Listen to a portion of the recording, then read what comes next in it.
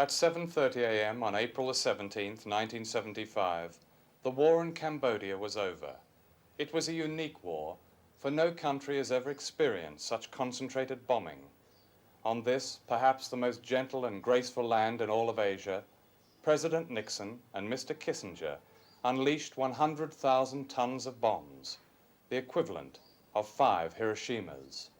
The bombing was their personal decision. Illegally and secretly, they bombed Cambodia, a neutral country, back to the Stone Age. And I mean Stone Age in its literal sense.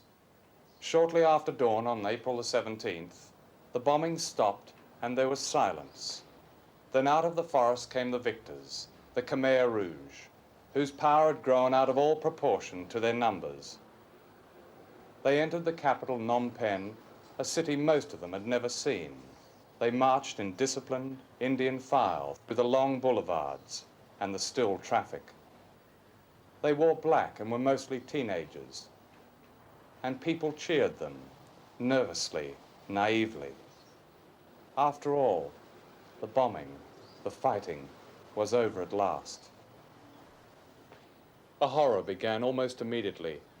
Phnom Penh, a city of 2.5 million people, was forcibly emptied within hours of their coming, the sick and wounded being dragged from their hospital beds, dying children being carried in plastic bags, the old and crippled being dumped beside the road, and all of them being marched at gunpoint into the countryside and toward a totally new society, the like of which we have never known.